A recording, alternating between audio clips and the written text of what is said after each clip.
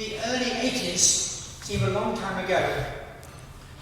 The Prime Minister was Margaret Thatcher, the leader of the Labour Party was Michael Foot, and Britain was a very divided nation. Ordinary people, especially those in the inner cities, were certainly having a very hard time.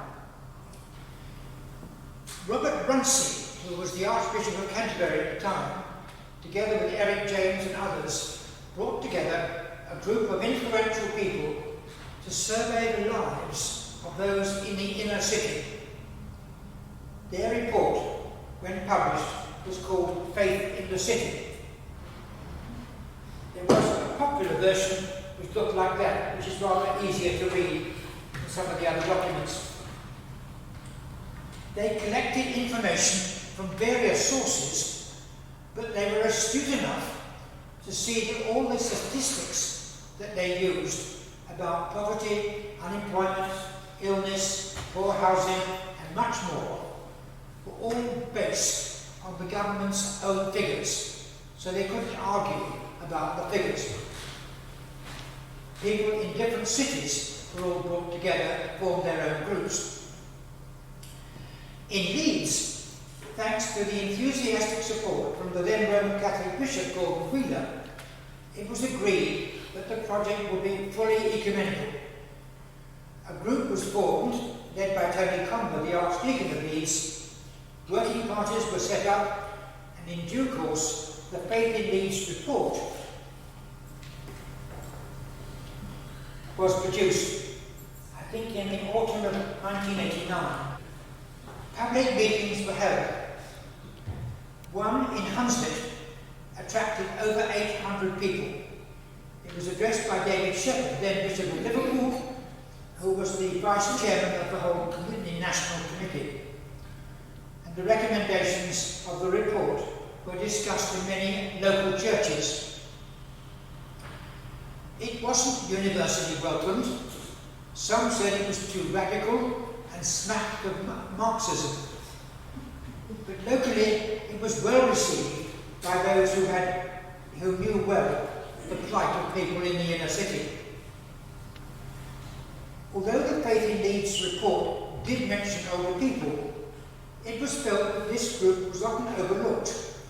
So a new project, Faith in Elderly People, was established in 1990 with the worker Anne Forbes.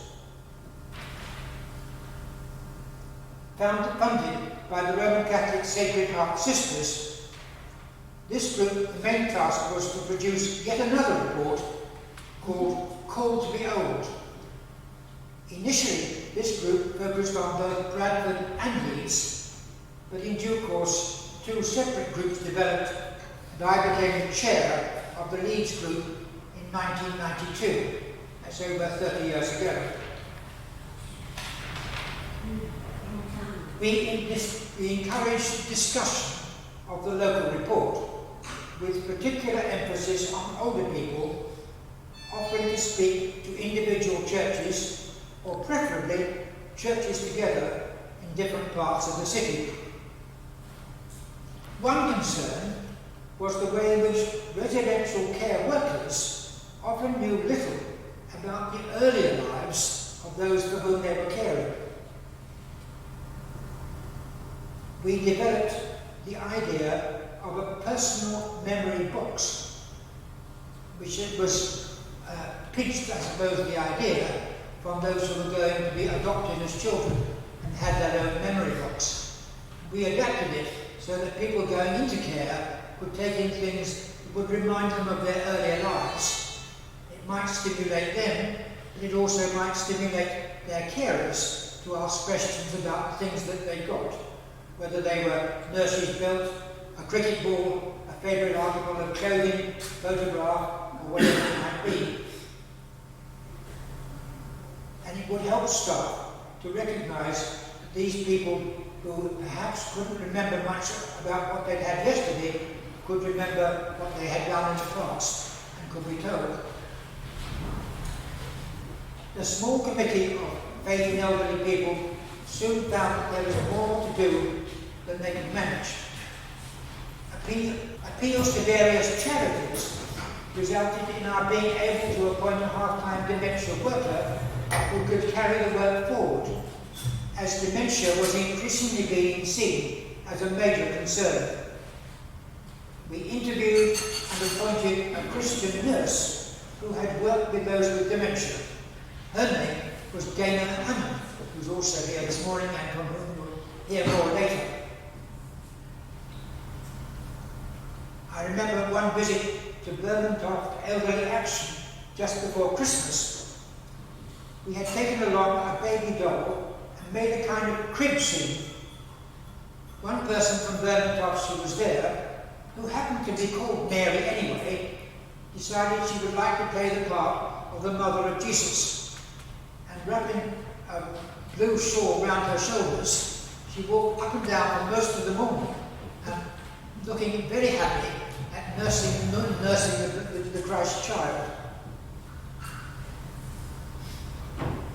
We've held day conferences on a large number of issues, helping people to understand how dementia can affect different people differently. I remember one occasion when Roger Harrington acted out a playlet in front of all of us about a man who was fond of dancing and who over a period of time began to remember less and less of the steps that he was meant to take. And Roger, in front of everybody, aged incredibly for over a period of about 20 minutes, showing how dementia could affect his illness. As he felt less and less about what he would remember, he got angry and frustrated. Around that time, Jackie Treetops, who we're also pleased to see here today, produced two useful booklets, and we shall hear more about those later on, and there are copies of them over on the table behind the other side. Later booklets were mostly written by Gaynor, and she was also asked to speak to ordinands in different places in training, and on one occasion to speak at a conference in Australia. More recently, the group have promoted the idea of dementia-friendly churches, and that is continuing. And there is much more work to be done now and in the future. But that's what's happened since the middle 80s.